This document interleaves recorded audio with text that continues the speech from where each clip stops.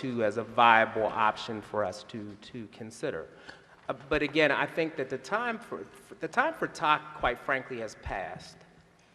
The issues about these high schools should not come as a surprise to anyone. They have been long-standing issues about persistent, lagging achievement for years.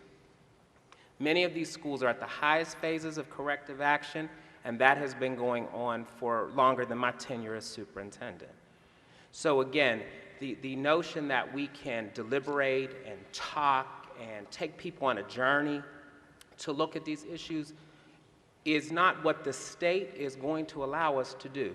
We are required in a few weeks to turn in a preliminary notice to the Michigan Department of Education of what we plan to do, with the expectation that we will be implementing this by September. So the point is that we're at this point.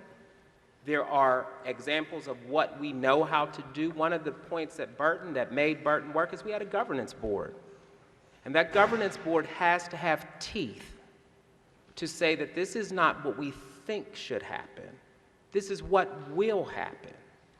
One of the issues that we have to talk about, because during the last issue that we had with respect to Burton, was that we had an issue about a grievance being filed because there were those who were involuntarily transferred out of the school who wanted to come back.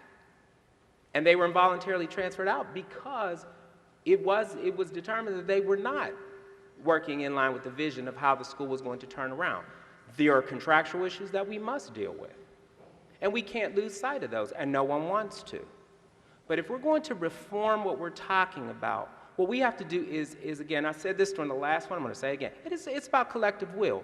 What made Burton turn around was the collective will of everybody in that school to look at student achievement. Not that the students had a high rate of free and reduced lunch eligibility or any of the other things that seem to get in the way of focusing on student achievement. Working in a data-driven environment is not that's old stuff. There is nothing revolutionarily new about looking at data to make decisions about instruction. But we're either going to get serious about it, or we're going to keep dancing in a circle about it. And I agree with you, Mr. Mayor, that you know there needs to be more collaboration and things like that. But what I did hear someone say that we can't agree on the goal. Well, that's news to me, because I thought our goal was student achievement. That was certainly the reason why I was hired. So if it's not student achievement, and student achievement where kids are not just getting by, but student achievement where students are college ready. See, we graduated a lot of kids last Saturday, but in the back of my mind, I was asking myself, how many of those students are going to finish their freshman year of college and finish it successfully? And that shouldn't be a question that's only relevant in Grand Rapids Public Schools, but it should be relevant in East Grand Rapids, Forest Hills, and so on and so forth. But there are a lot of things that we need to be talking about. I would agree that we need to be looking at what it takes to work here. We're going to be hiring a significant number of people. But I dare say that there are going to be people who will come here to work and expect that the children are supposed to adapt to them. Well, last time I checked, we provide a service. And in any service industry that I know of, it's the service provider that adapts to the client, not the other way around. So we have got to move. I know Ms. Lanier is a proponent of strategic planning, and in normal circumstances, I would agree. We're in a crisis. Now, if your house is burning down, you put out the fire. Now, we can talk about how we put out the fire at another time, but you put out the fire. And if we don't move quickly, we don't move deliberately, and we don't move correctly, the state will come in and take it over. And they should. Thank you, Dr. Taylor.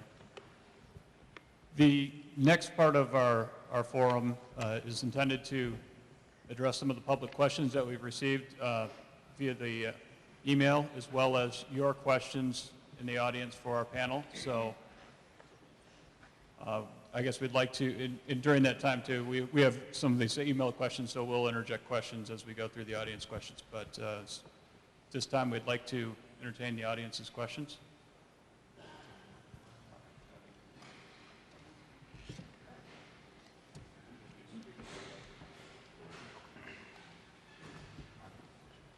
Any questions out here? I know you guys have some ideas, questions, comments. We want to keep them brief and we want to keep them respectful. That's the terms by that we're asking for you to ask your question. I would just like to know why Grand Rapids Public Schools does not allow students to earn credit in 8th grade, which the state allows. Instead, they're making kids test out of classes they've already taken, successfully passed, or better yet, they get to take the class over again. And I just don't understand why that's their policy, because no other district does that. Would anybody like to address that question? Mr. Gorman, do you understand It was why do we not allow students to take classes And get credit in the 8th grade? To earn credit in 8th grade, which the state allows, but instead is making them test out of a class they have already successfully taken and passed in 8th grade, or better yet, they're going to make them take it over. Okay. Well, in our math department, throughout the years, I know that we have taken some algebra classes in the past. I used to be a middle school at K-8 principal, and that used to happen in our district. I see very few transcripts now with algebra being taken into 8th grade and students getting credit for that algebra course, so I do not see it. I don't know if Dr. Taylor has something to add to that. Again, I think that's something, ma'am, did you send an email today about this matter? And we are researching the answer to your question. Your child was not in GRPS when they took the algebra class. So again, because your child was not in our district, it was taken in a charter school, we would have to look at a number of issues in terms of whether it was taught by a certificated teacher, whether the instructional hours are consistent with giving high school credit. So I am having somebody research that, and somebody will get back to you. Thank you. Three very quick questions. One to Dr. Taylor. I know we're in crisis, but can that crisis include parent participation? Second, to the mayor, Mr. Mayor, you talked in great generalities, but what specifically, as one of your core services, can you provide to the citizens, or what kind of leadership? I'm sorry. Yes, one last time. To Superintendent Taylor, yes, I agree we're in crisis and it's been for a long time, but how can parents participate in the upcoming quick plans that you have to turn around? Seems to me that's really crucial to ask.